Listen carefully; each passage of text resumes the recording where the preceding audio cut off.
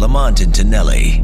This is kind of a bittersweet moment here, Paul. Yes, it is. Because this guy has done reports for us for many, many years, and I believe this will be the last ever Joe Show report. Joe Staley. Sad moment for our show. Let's fire off this intro one last time. This is The Joe Show. San Francisco 49er offensive tackle Joe Staley. The Joe Staley Show is sponsored by Coit. Coit, clean as new and a great place to work. Now, here's Joe Staley on the phone. Hey, Joe, we have to get one more dollar out of you by airing that sponsorship. Joe! Yeah, whoa. Okay, I wanted to almost hang up and try to call for that big case of toilet paper you guys are selling off right here. Right, exactly. I mean, that is liquid gold, isn't it? And then B, why am I never coming on the show? Did something happen over the weekend I don't know about or something? Well, you know what? It's funny because you caught us by surprise with this retirement announcement. Yeah, I caught myself by surprise. Now, what made you decide you were going to retire? It's just time. You know, it was a really, really hard decision. You know, it was something I did not want to have to come to the decision to. Obviously, I still was expecting to play this next year, but I just was dealing with a lot of injuries over the years. And, you know, the last year was, you know, that broke my leg, missed games, whatever, and then, you know, the finger that I had to miss games. But there was a neck kind of thing that was going on for a little bit. It just got really, really bad towards the end of the year. And it was, you know, it got to the point where it was like, all right, I got to really take a look at this. So I went and met with a bunch of different doctors and got a bunch of different opinions and just kind of made the decision for, you know, what's best for me and my family. So, well, I got to tell you. Like you said, but bittersweet, man. It was bittersweet because it was not something that I was planning on. And, you know, but it was just what was best and what I had to do. So I was looking at, because they don't know if the NFL season is going to be played this year. They're planning on it, but they don't know because of COVID-19. And I was looking at that going, well, geez, maybe Joe could just say he's not retiring yet and get paid for another year. No kidding. Because do they have to pay you when you're not playing? My understanding is that if there is no season, I think that all contracts are just null and void next year. Next year. So, but I'm not 100% positive on that. Because I would have just sat there. I would have sat it out and said, "Pay me $10 million, and then I'll make my decision." Of course. Yeah, but here's the deal. I have so much. I mean, this is all seriousness too. Is that it's the only franchise I played for, and I have so much respect for the way they conduct business there. And it really is like, you know, behind the scenes, like it's a first-class run organization. I mean, the front office, ownership, everything. Yeah. I don't want to be the guy that screwed them.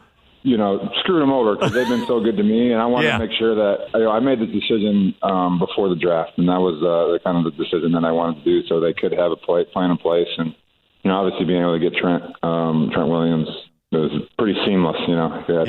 Yeah, he's a good tackle. So, what guy are you going to miss most on that team that you're retired? That you're not going to see every day? Yeah, I'm for sure. I'm actually really looking forward to not seeing McGlinchey anymore. No, you don't want to see him. Like that was number one. Number one was just like I told Carrie, my wife, I was like, you know, I'm going to miss, you know, the locker room, being in there, and, you know, seeing all the different people that you work with. But like McGlinchey, just having a break is just going to be awesome. A break from McGlinchey. Now hold it. Did I read somewhere that, and you didn't know this, that he had a shrine in his house to you as he had a shrine. It wasn't a shrine to me. Okay, so it was. The story was, and I'm joking, by the way, with McGlinchey. Anybody that doesn't know me and just tuning in for the first time in my life, like I'm a very sarcastic person. So McGlinchey is like my little brother.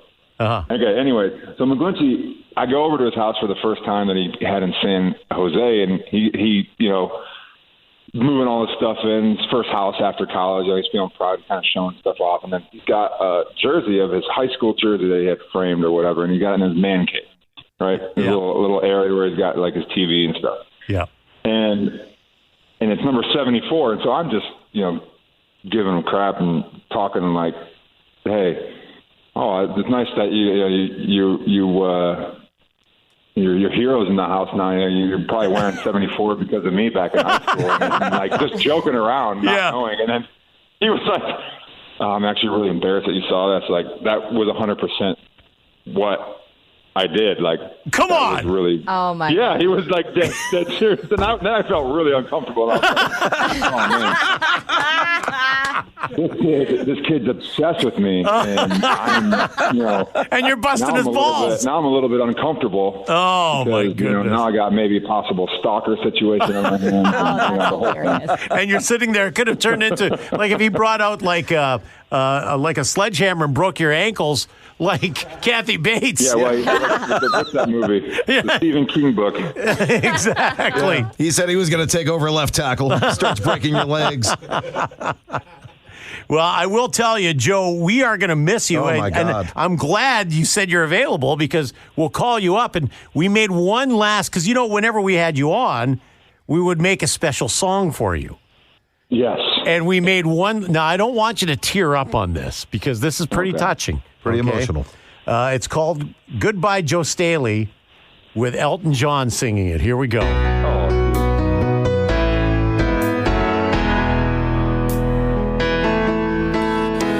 Goodbye, Joe Staley.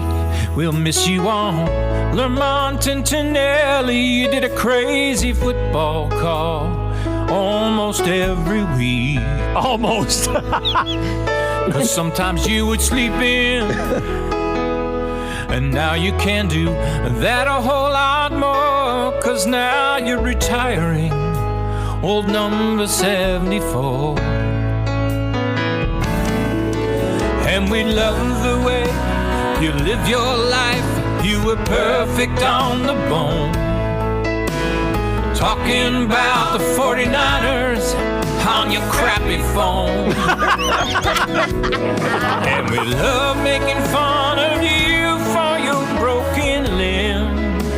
And we would like to thank you for not kicking our asses in. That's right. So it's very, very touching, and we'd like to thank you for not beating us up when we were making fun of your broken leg. Yeah. I remember that. That was uncomfortable. It was very uncomfortable. That's a touchy week right there. Yeah, that was a touchy week. But, unintended. Hey, well, maybe with all your retirement money, you can buy a brand new phone because you had the crappiest phone of any reporter we've ever had. Yeah, I know. I don't know what's going on. I was telling Baby Huey, I was like, hey, yeah, he's like, do you have a landline? And I was like, no, I'm at my house. I mean, I got rid of that in the 90s, but hey, Joe, I can maybe make an exception for one or 2 weeks that we talk again. Exactly. And how long do we have to wait? Is there a period of time we have to wait before we petition the 49ers to retire your jersey? Yes.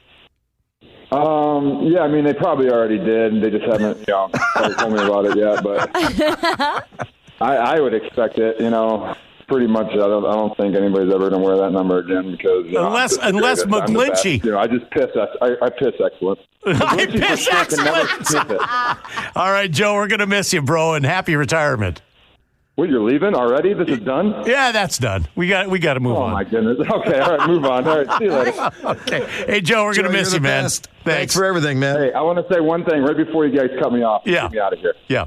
I genuinely looked forward to our shows every single week. You guys are the best. It was so much fun talking to you guys over the years, and hopefully, like I said, that we can talk in the future because it was a ton of fun, and I hopefully made you guys smile and the guys that are listening at home too. Always. And careful what you wish for because now that we know we can call you, we're going to call you all the time. Well, it's not a wish, it's a hope. Oh, okay, there we go. Joe, we love you, man. All right, thanks. Joe. All right. All right. The great Joe Staley. God, he's a good dude. Yeah, he is. He's Sorry about such a the great dude. Jadavian Right? Clowney comment. Exactly. Lamont and Tonelli.